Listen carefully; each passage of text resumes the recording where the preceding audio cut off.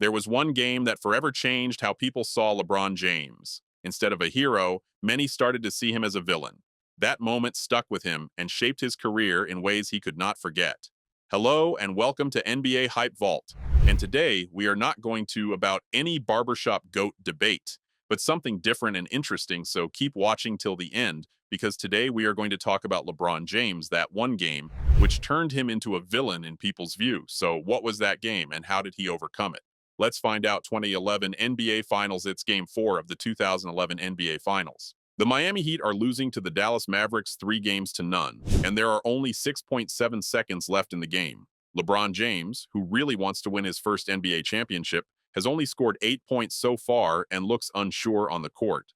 Now, he has one last chance to help his team by tying the game, but he needs to get free for a good shot. Jason Terry, a guard from the Mavericks, would not let LeBron get open. Mike Miller, a Heat player, has the ball and tries to pass it to LeBron. Mario Chalmers sets a screen to block Terry and give LeBron space, but Terry fights through the screen and stays very close to LeBron. Miller fakes a shot to confuse the defense and then passes to Dwyane Wade. Wade almost loses the ball but quickly grabs it and passes it back to Miller. LeBron watches from the corner, ready for a chance to shoot, but Miller decides to take a last-second three-point shot himself. The shot misses the basket badly. The game ends, and the Heat lose. LeBron only took one shot in the entire fourth quarter. He slowly walks off the court, feeling disappointed and frustrated. The Heat lose the next 2 games as well, losing the series 4-2. After the series, many people criticize LeBron, asking where he was when his team needed him the most. Over the next 11 years, he worked hard, improved his game, and won 4 NBA championships. He is now close to breaking the record for the most points scored in NBA history. Even though the Lakers have had some tough seasons since their last title in 2020, LeBron has stayed one of the best players in the league. This story is about LeBron's worst game in the 2011 Finals and how that difficult moment helped him grow into one of the greatest basketball players ever. Backlash for leaving hometown. After leaving his home state in 2010 to team up with Dwyane Wade and Chris Bosh in Miami, LeBron James quickly became one of the most disliked figures in sports. Fans gave him the nickname Le Fraud, and the intense criticism was a sharp contrast to the admiration he once enjoyed as a rising basketball star. In the 2011 playoffs, the Heat overcame the Sixers, Celtics, and Bulls, each series ending in 5 games. Miami then claimed Game 1 of the finals on their home court, with LeBron delivering a strong performance: 24 points, 9 rebounds, and 5 assists. However, in Game 2, the Heat blew a 15-point lead in the fourth quarter, and LeBron managed only 2 points in that critical stretch. The Heat narrowly escaped with a 2-point victory in Game 3, but once again, LeBron scored just 2 points in the final quarter. Miami maintained a fragile 2-1 lead in the series. Heat's team about LeBron Heat guard Eddie House described LeBron James as someone who was normally fun, lighthearted, and a natural leader.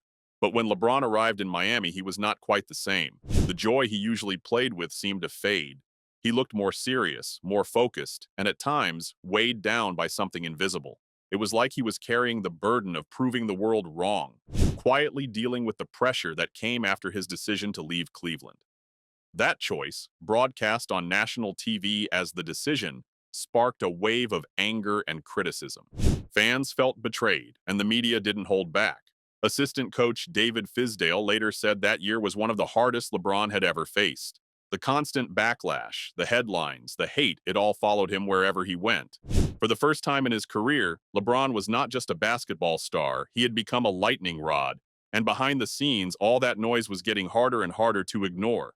During the regular season, Miami's star trio LeBron, Dwyane Wade, and Chris Bosh scored about 2/3 of the team's points. The Dallas Mavericks were led by stars like Dirk Nowitzki, Jason Kidd, and Tyson Chandler. Dallas coach Rick Carlisle used smart lineups and defensive plans, led by assistant coach Dwayne Casey, to try to stop Miami's stars. Jason Terry and J.J. Barea, key players off the bench, helped Dallas a lot. Barea remembered how the team argued about their game plan during practice. Before Game 4, Coach Carlisle told Barea he would start and Stevenson would come off the bench. Barea accepted the challenge of guarding bigger players like LeBron and felt ready. Heat center Joel Anthony said Barea gave Dallas a big boost and helped change the momentum. Mavericks forward Sean Marion said that good coaches make changes during playoffs, and Dallas's deep team helped them compete. Carlisle's plan was to wear down Miami by using the whole team, while Miami coach Eric Spoelstra told his players to outwork Dallas. The Game 4. The game started with Dirk Nowitzki quickly setting the tone for the Mavericks by hitting several fadeaway jump shots. The Heat didn't score until over 2 minutes had passed. LeBron James scored 4 points in the first quarter, but Miami and Dallas were tied 21-21 at the end of the period. Dallas played tough defense, often double-teaming LeBron to limit his impact. They crowded the paint and forced him to pass, disrupting his rhythm. LeBron said he saw double teams and tried to pass to open teammates but had to stay aggressive to stay in the game. Heat assistant coach David Fizdale explained that Dallas's defense clogged the paint and didn't let LeBron get easy chances. Miami's offense struggled in the second quarter, with multiple turnovers leading to a Dallas 9-0 run. LeBron only took one shot in the quarter, a long heave that missed as the halftime buzzer sounded. Miami led 47-45 at halftime. In the third quarter, LeBron had his best stretch with 4 points, 4 rebounds, and 3 assists, but Dwyane Wade led Miami's offense. By the fourth quarter, LeBron was mostly passive, standing on the perimeter and missing his only shot late in the game. Dallas continued switching defensive looks and used tough defenders to slow him down. LeBron's teammates and coaches noticed he seemed mentally distant and less aggressive, possibly weighed down by pressure. He later said he was overthinking instead of reacting naturally. In the final seconds, Miami's plays went to Wade, while LeBron stood quietly in the corner. After Wade missed a tying free throw and Dallas scored, Mike Miller's last shot missed, ending the game 86-83. The series was tied 2-2. This game is remembered as LeBron's worst performance, a moment that shook his confidence and changed the series' momentum. Before Game 5, a video surfaced showing LeBron James and Dwyane Wade coughing in the Dallas arena tunnels, which many thought mocked Dirk Nowitzki, who played Game 4 with a fever.